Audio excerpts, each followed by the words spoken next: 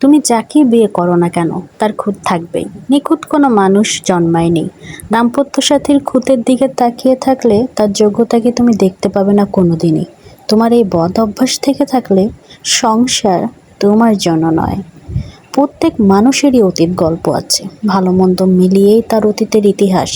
দাম্পত্য সাথীর অতীত নিয়ে ঘাটাঘাটি করলে দাম্পত্যের বর্তমানকে হারিয়ে ফেলবে তুমি। তোমার এই বদ অভ্যাস থেকে থাকলে সংসার তোমার জন্য নয়। আসসালামু আলাইকুম। যে কথা দুটা বললাম আসলে কিন্তু অনেক গুরুত্বপূর্ণ কথা, তাই না? তো এখানে আমি কি রান্না করছি দেখেন তো, গরুর মাংস। এখানে আমি সব মশলা দিয়ে এটাকে মাখিয়ে নিলাম। এখন চলেন আপনাদের সাথে ছোটবেলায় একটা ঘটনা শেয়ার করি। মরিচ কিন্তু দেইনি, দেখেছেন তো? মরিচটা ব্লেন্ড করে নিলাম অ্যান্ড তারপর দিয়ে দিলাম।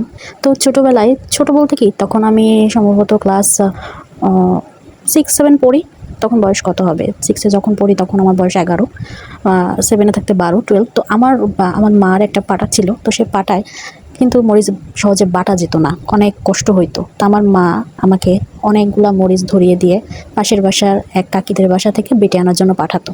তো আমি ছিলাম এই বাটাবাটিতে খুব এক্সপার্ট। আমি 12 বছর বয়সেই আমি বাটতাম। তো আমার মা যেহেতু একটু স্বাস্থ্যবান ছিল, তো সে ঘরের অনেক কাজ করতো দেখে এই কাজটা সে আমাকে দিত। তো আমি পাশের বাসায় গিয়ে এগুলো বেটে নিয়ে আসতাম। তো আমাকে জিজ্ঞেস করতো, ওই কাকি তোর হাত জ্বলে না, তুই এভাবে বাটিস? তো আমি বলতাম যে না, আমার হাত জ্বলে না। আসলে জ্বলতো ঠিকই, তবে অভ্যস্ত হয়ে গিয়েছিলাম। তো এরকম টুকটাক কাজ আমি অনেক ছোট থেকেই করি। তো আমার মা যেহেতু ফ্রিজ ছিল, তখন ব্লেন্ডার ছিল না, তখনকার যুগে এতটা প্রচলিত তো ছিল, যাদের বাসায় ছিল তাদের বাসায়, আমাদের বাসায় ছিল না। তো আমরা কিন্তু পাটায় বেটেই খেতাম, এবং গ্যাসের চুলায় রান্না করলেও পাটা বেটেই খাওয়া পড়তো আমাদের। সকল ধরনের মশলা, তো সব মশলা বেটে 7 দিনের জন্য রেখে দেওয়া হতো, বা 10 দিনের জন্য রেখে দেওয়া হতো।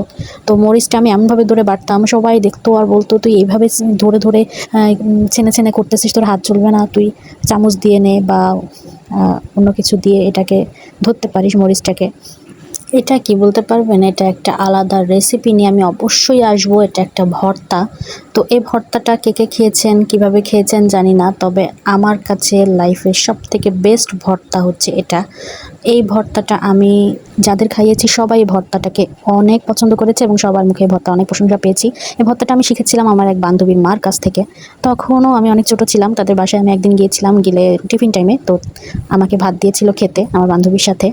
তো আমি খেয়েছিলাম, খেয়ে জিজ্ঞাসা করেছিলাম যে কাকি এইটা কি দিয়ে বানিয়েছেন এবং এত মজা। সে আমাকে তখন রেসিপি মুখে বলেছিল, সেটা আমি বাসায় এসে আমার আম্মুকে বলেছিলাম, বললে আমার আম্মু আমাকে তৈরি করে দিয়েছিল, এবং তারপর থেকে আমি তৈরি করতাম বাসায়। যাই হোক, গরুর মাংসের রেসিপি তো অনেক দিয়েছি আমার পেজে, এবং অনেক আছে এবং সবাই পারেই। তো এই ভর্তার রেসিপি নিয়ে আমি আসবো। এই ভর্তাটা কিসের ভর্তা হতে পারে, কেউ একটু গেস করেন তো। ধন্যবাদ, ভালো থাকবেন সবাই, আল্লাহ হাফেজ।